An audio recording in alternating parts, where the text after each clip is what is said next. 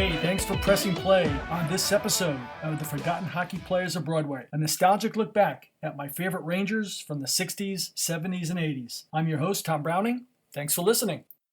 Thanks for tuning in and welcome to the 5th episode of The Forgotten Hockey Players of Broadway. I'm your host, Tom Browning. I'd like to take us all back to the late 1960s, all of the 1970s, and a good part of the 1980s to discuss our next player. This player was the second player chosen in the 1966 NHL draft, the number 1 pick of the New York Rangers. He's a first ballot Hall of Famer, 5-time NHL first team All-Star, 2-time NHL second team All-Star, finished second place or runner-up in the Norris Trophy voting 6 separate times, was considered to be the second best NHL defenseman for the most part from the moment he laced up the skates for the New York Rangers in 1968 until the time he retired from hockey with the Detroit Red Wings in 1985. Unfortunately, he played at a time when Bobby Orr played for the Boston Bruins in the late 60s, early to mid-70s, and Denny Potvin, when Denny Potvin played for the New York Islanders the latter part of the 70s and most of the 80s. The person I'm talking about is number 2, Brad Park. In my estimation, the greatest defenseman in New York Rangers history. It's unfortunate when you look up at the rafters at Madison Square Garden right now and you see that the only number 2 that is recognized with his number retired is Brian Leetch.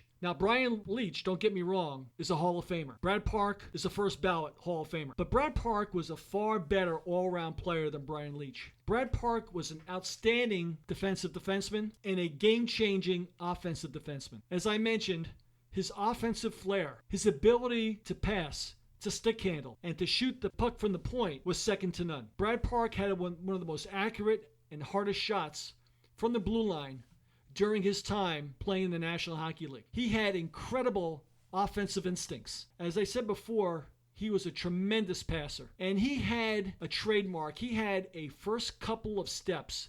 His initial burst of speed from his defensive zone to start a rush up the ice was incomparable. He had tremendous strength in his lower body, and his ability to accelerate speed virtually from standing still was one of the hallmarks of Brad Park's career. The Rangers were outstanding because of Brad Park in generating an attack from deep in their own defensive zone because of Brad Park's ability to generate that power and strength, speed-wise, going up the ice and starting the rush on a Ranger breakout. Another trademark of Brad Park was his devastating hip checks.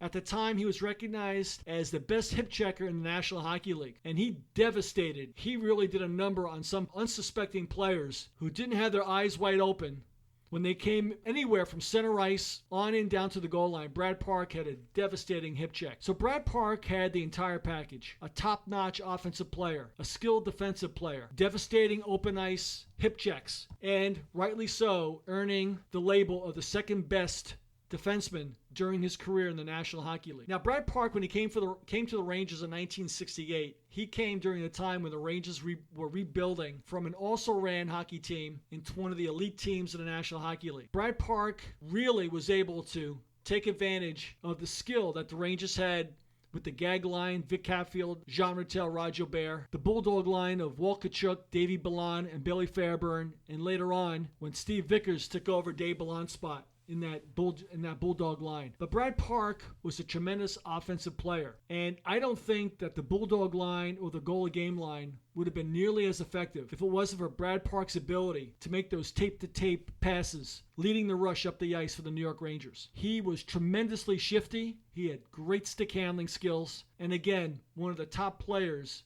at his position in the National Hockey League. The thing I remember most about Brad Park was during the playoffs, where he was an incredibly clutch hockey player, and unfortunately he played on a Rangers team that couldn't quite get over the hump during the Stanley Cup Finals. I'll never forget the 1971-72 Rangers Stanley Cup Finals against the Boston Bruins. Brad Park more or less led the Rangers to upset victories over the Montreal Canadiens earlier in the playoffs and really gave the Bruins all they could handle in 6 games against the New York Rangers, against the Bobby Orr, Phil Esposito-led Boston Bruins. And I'll never forget, I don't remember exactly which game it was. It might have been Game 2 or maybe it was Game 5 in Boston, when the Rangers were in Boston and they had a chance to take the lead against the Bruins. And Brad Park had one of his patented end-to-end rushes, and he basically stick-handled throughout the entire Boston Bruin team. And unfortunately, in a play that was reminiscent of Red Berenson hitting the goalposts against the Montreal Canadiens during the 66-67 playoffs in overtime, Brad Park hit the post after cleanly beating Jerry Cheevers on a slap shot.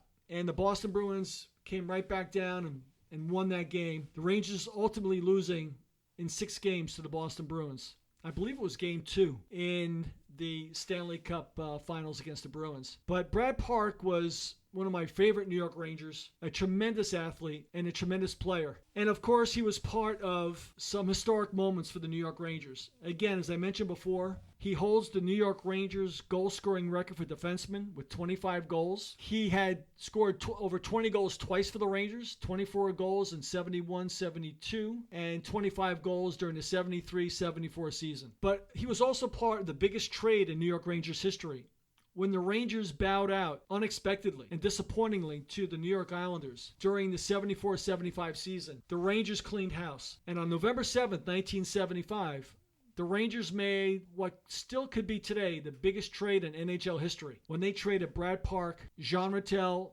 and little used Joe Zanussi to the Boston Bruins for Phil Esposito and Carol Vadnais. And I'll never forget reading the paper the next day, and Brad Park was inconsolable. He was crying. He could not believe that he was leaving the only team he ever knew and going to the Boston Bruins. As a matter of fact, Brad Park reports that he fleetingly thought about not reporting to the Bruins, but he realized that as an NHL player, he had a responsibility to the league and, of course, to his family. And he made the best of it. As a matter of fact, Jean Rattel and Brad Park made a greater impact for the Boston Bruins than Carol Vadnais and Phil Esposito, especially that first year. With Esposito and Vadnais, the Rangers were not able to get out of the cellar of the National Hockey League. But Brad Park and Jean Rattel made an immediate impact on the Boston Bruins. And Brad Park got the Boston Bruins, who were also struggling at that time, into the playoffs. And he had a great run. Brad Park led the Boston Bruins during a time when Bobby Orr, unfortunately, was at the tail end of his career with the Bruins due to multiple knee surgeries.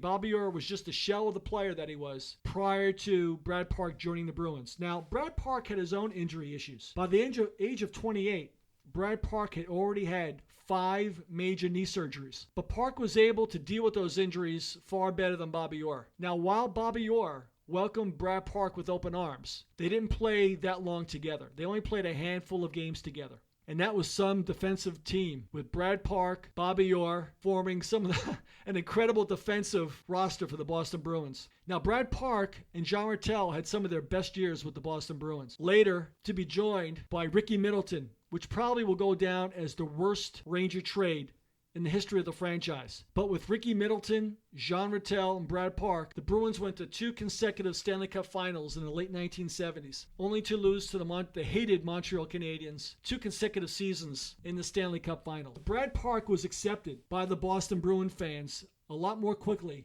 than Phil Esposito and Carol Vadnais were by the New York Ranger fans, probably because Brad Park had an immediate impact, a positive impact on the Boston Bruins. Like I said before, he catapulted the Bruins that very first year from being out of the playoffs to getting into the playoffs. Speaking of playoffs, Brad Park is the only player in National Hockey League history to have played in the playoffs all 17 years. The only other player that comes close is Jean Beliveau, 16 consecutive years with the Montreal Canadiens in the playoffs. But that's a testament to Brad Park being able to lead his teams, the New York Rangers, the Boston Bruins, and the Detroit Red Wings, to the playoffs every single year of his career. Now, his last year with the Bruins, Brad Park's knees were really acting up, and the Boston Bruins didn't want to pay Brad Park. So Brad Park became a free agent and signed on with the Detroit Red Wings. And he made an immediate impact on that young Detroit Red Wing team. And he completed his last 2 years with the Red Wings, playing at the top of his game despite gimpy knees and despite not being nearly the same player that he was before. But like Brad Park said, he became a far smarter player toward the latter part of his career with the Bruins and his 2 years with the Red Wings.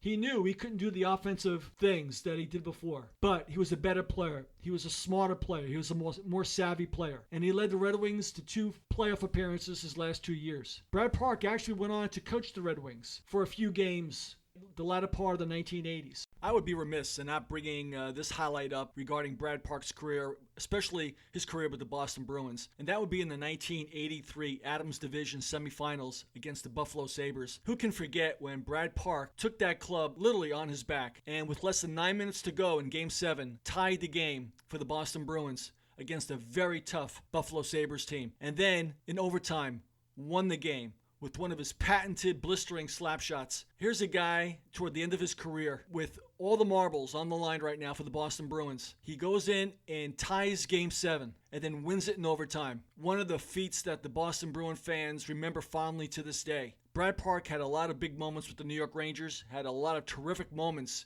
in very key games with the Boston Bruins during his two Stanley Cup final runs against the Montreal Canadiens, and again in the Adams Division semifinals against the Buffalo Sabres that catapulted the Bruins to the conference finals. But then again, his first year with Detroit, he wins the Masterson Trophy for dedication and perseverance. He took that young Detroit Red Wing team on 2 very bad knees, the latter part of his career, actually the very end of his career. And he demonstrated his leadership, his perseverance, his toughness, physical and mental, and he comes away with one of NHL's most prestigious awards. So those 2 highlights to round out Brad Park's career are remembered fondly by Boston Bruin fans and Detroit Red Wing fans alike. But Brad Park will go down in NHL history as definitely one of the top NHL defensemen to ever play the game. And without a doubt, during his 17 seasons in the National Hockey League, he was at least the 2nd best defenseman or the 3rd best defenseman all 17 of those years that he played. He was an exciting hockey player. When I listened to Marv Albert talk about Brad Park rushing the puck up the ice, starting a 2-on-1 or a 3-on-2, you knew some great things were going to happen for the New York Rangers. When Brad Park was killing penalties, they did back then that they seldom do now. And that was really because of Brad Park and Bobby Orr. They did what they used to call ragging the puck. Ragging the puck was basically one player or a couple of players controlling the puck, killing the penalty, killing the clock by just keeping possession of the puck, going up the ice, dipsy-doodling with the puck, passing it to their teammates. You don't see that too much these days in the National Hockey League. But these guys were able to play keep away with the team with the man advantage, called ragging the puck. And no one did it better than Bobby Orr and Brad Park.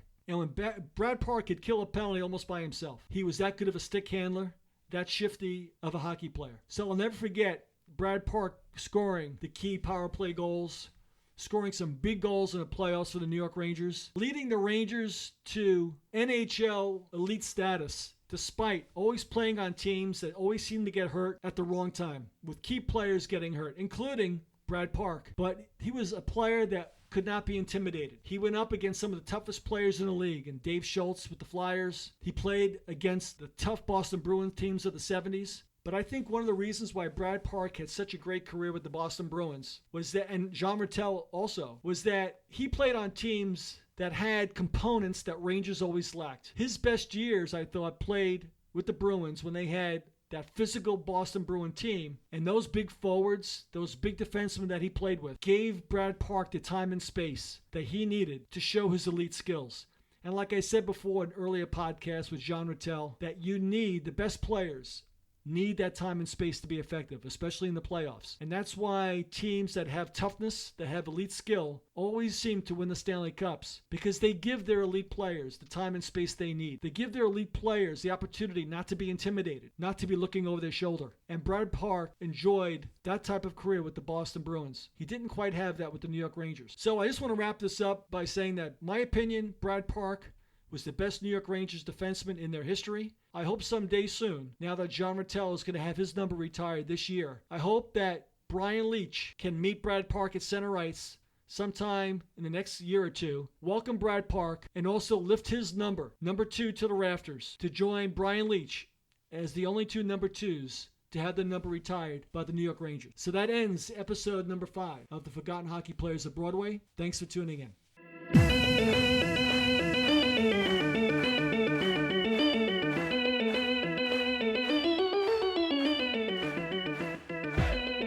Thank you for listening. This has been a Go Tommy Boy production.